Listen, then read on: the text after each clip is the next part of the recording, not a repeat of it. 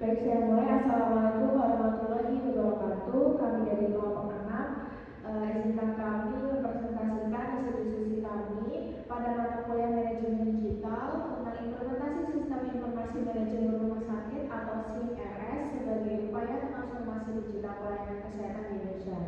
Namun sebelum kami mulai, izinkan kami memperkenalkan diri kami masing-masing. Dari saya, Sadiki Pusbisa Putri Hazana dengan NIM akhir 021.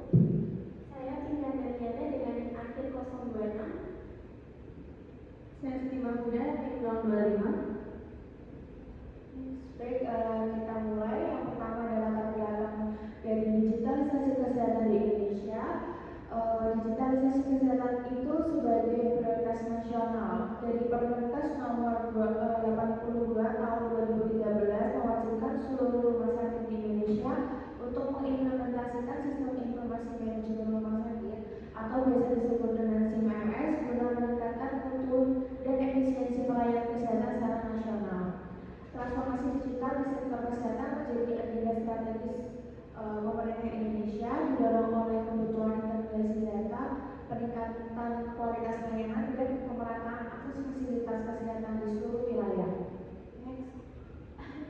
Ada 3 tujuan penelitian. Yang pertama, mengidentifikasi manfaat SIM-RS, yaitu mengidentifikasi manfaat implementasi SIM-RS dalam meningkatkan efisiensi dan kualitas pelayanan kesehatan di rumah sakit Indonesia.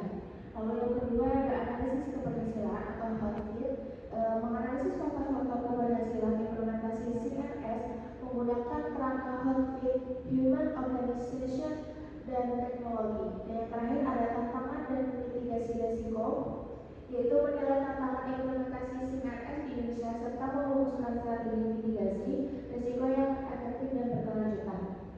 Next. Berikut ada metode penelitian.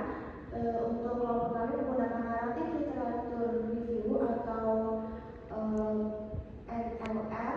Itu proses seleksi dan sumber artikel ilmiah dari tahun 2021 sampai 2026. Yang pertama, untuk metodenya itu penelusuran awal. Jadi 26 artikel jurnal ilmiah ditelusuri dari berbagai database akademik dengan rentang tahun di 2021 sampai 2026 sebagai sumber data utama. Lalu yang kedua, seleksi dan inklusi. 22 artikel dipilih berdasarkan kriteria inklusi dan eksklusi yang ketat dan memastikan referensi serta kualitas studi yang dianalisis. Dan yang terakhir itu fokus lokasi studi. Studi mencakup RS pemerintah dan swasta di berbagai lokasi termasuk RSUNS dan RSUD yang paling jaya di Indonesia. Lalu ada manfaat SIM-RS dalam pelayanan kesehatan. Jadi ada keunggulan utama implementasi SIM-RS. Yang pertama itu efisiensi pelayanan, yaitu meningkatkan kecepatan dan ketepatan layanan rumah sakit, mengurangi antrian, serta mengoptimalkan alur kerja administratif dan klinis secara menyeluruh. Kedua, ada akurasi keputusan, yang dimana memperbaiki akurasi pengambilan keputusan klinis dan manajemen melalui data real-time yang terintegrasi dan laporan analitik yang komprehensif. Dan yang terakhir, ada integrasi data, yaitu memfasilitasi integrasi dan akses data pasien, fasilitas kesehatan, serta antar unit layanan secara terpusat, aman, dan berkesinambungan. Selanjutnya ada kerangka HOT-FIT dimensi keberhasilan SIM-RS. Dari 8 dan 22 artikel menggunakan kerangka HOT-FIT sebagai landasan analisis keberhasilan implementasi. Yang pertama ada human dengan keterlibatan pengguna, kompetensi teknis, dan penerimaan sistem oleh tenaga kesehatan dan staf rumah sosiologis menjadi faktor penentu utama keberhasilan SIM-RS. Yang kedua ada organisasi dengan struktur organisasi, budaya kerja, dan dukungan manajemen sehingga sangat menentukan keberhasilan adopsi dan keberlanjutan sistem informasi rumah sakit. Dan yang terakhir ada yang ketiga ada teknologi dengan kualitas sistem dan keandalan infrastruktur IT dan kemudahan penggunaan antar muka menjadi dimensi teknologi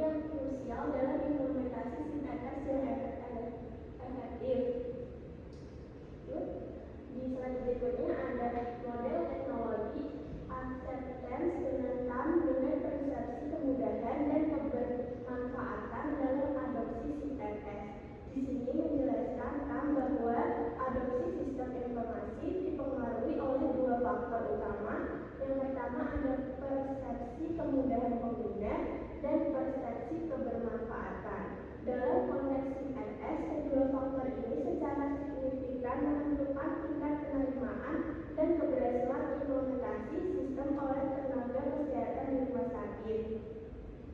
Yang slide selanjutnya ada manajemen risiko dengan ISO 3000 kerangka mitigasi risiko untuk keberhasilan layanan CRS. Yang pertama ada gangguan sistem dan downtime dengan risiko kegagalan sistem operasional yang menyebabkan gangguan layanan klinis dan administratif rumah sakit secara signifikan. Yang kedua ada keamanan siber dan data pasien dengan ancaman kebocoran dan penyalahgunaan data pasien akibat lemahnya proteksi sistem dan infrastruktur keamanan digital rumah sakit. Ketiga ada kesiapan SDM dan pelatihan. Di sini ada kurangnya pelatihan dan kompetensi digital tenaga kesehatan menghambat adopsi CRS dan meningkatkan risiko kesalahan operasional. Di slide berikutnya ada tantangan implementasi CRS di Indonesia. Ada hambatan utama dalam transformasi digital rumah sakit. Yang pertama ada keterbatasan infrastruktur IT di beberapa rumah sakit. Yang kedua ada resistensi perubahan dari pengguna dan staf. Yang ketiga ada rendahnya literasi digital tenaga kesehatan. Yang keempat minimnya program pelatihan dan dukungan teknis. Tantangan implementasi bervariasi antar rumah sakit.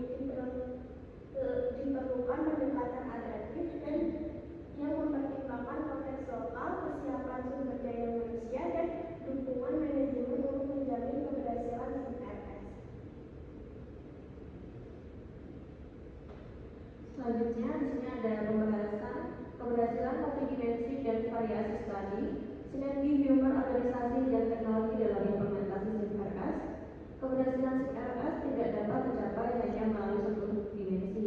Temuan dari 22 artikel menunjukkan bahwa sinergi antara faktor human, organisasi, dan teknologi merupakan kunci utama keberhasilan implementasi yang berkelanjutan di berbagai rumah sakit di Indonesia. Variasi hasil antar studi menegaskan bahwa konteks lokal, budaya organisasi, dan pengalaman pengguna sangat menentukan efektivitas CRS. Pendekatan adaptif dan evaluasi berkala menjadi strategi yang paling relevan untuk menjamin keberhasilan implementasi. Next. Berikutnya kesimpulan, berdasarkan temuan dan implikasi implementasi CRS, ruang penuh digital, CRS merupakan fondasi utama transformasi digital pelayanan kesehatan yang mendukung efisiensi, akurasi, dan integrasi layanan di rumah sakit di Indonesia. Yang kedua, keberhasilan multidimensi. Keberhasilan implementasi CRS bersifat multidimensi dan kontekstual bergantung pada sinergi aspek human, organisasi, dan teknologi secara bersamaan. Yang ketiga, pendekatan adaptif. Tantangan implementasi bervariasi antara rumah sakit sehingga diperlukan pendekatan adaptif yang menyesuaikan strategi dengan kondisi dan konteks lokal masing-masing rumah sakit. Saran untuk manajemen rumah sakit, di sini ada rekomendasi strategis bagi pimpinan dan manajemen rumah sakit. Seperti yang pertama, pelatihan dan literasi digital. Tingkat program pelatihan berkelanjutan untuk seluruh staf serta bangun literasi digital tenaga kesehatan agar adaptif CRS berjalan optimal dan merata. Yang kedua, dukungan manajemen dengan memperkuat komitmen pimpinan dalam mendorong perubahan, bangun komunikasi internal yang efektif dan ciptakan budaya organisasi yang terbuka terhadap transformasi digital. Yang ketiga, investasi infrastruktur dengan alokasikan anggaran yang memadai untuk pengembangan infrastruktur IT, keamanan data, dan pemeliharaan sistem guna mendukung operasional CRS yang berkelanjutan. Kemudian ada saran untuk vendor CRS. Rekomendasi bagi penyedia CRS manajemen rumah sakit ada 3. Yang pertama, sistem user friendly. Kembangkan antarmuka yang intuitif, mudah dipelajari, dan dapat diadaptasi sesuai kebutuhan operasional berbagai tipe rumah sakit di Indonesia. Yang kedua, layanan yang purna jual dengan memberikan dukungan teknis berkelanjutan pemeliharaan sistem serta program pelatihan rutin bagi pengguna akhir untuk memastikan keberhasilan jangka panjang. Yang ketiga, solusi konteks lokal dengan sesuaikan solusi CRS dengan kondisi infrastruktur, regulasi, biaya kerja, dan kebutuhan spesifik rumah sakit di berbagai daerah di Indonesia. Yang terakhir ini saran untuk memangku kebijakan dan peneliti. Rekomendasi untuk mendukung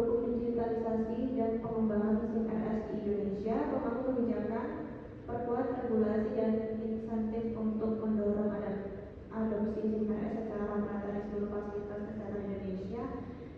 Yang kedua, dukungan regulasi dengan tinjauan dan perbaikan Permenkes nomor 82 tahun 2013 agar selaras dengan perkembangan teknologi dan kebutuhan transformasi digital terkini. Yang ketiga, penelitian selanjutnya didorong penelitian selanjutan untuk evaluasi dampak SIM RS, inovasi sistem dan pengembangan model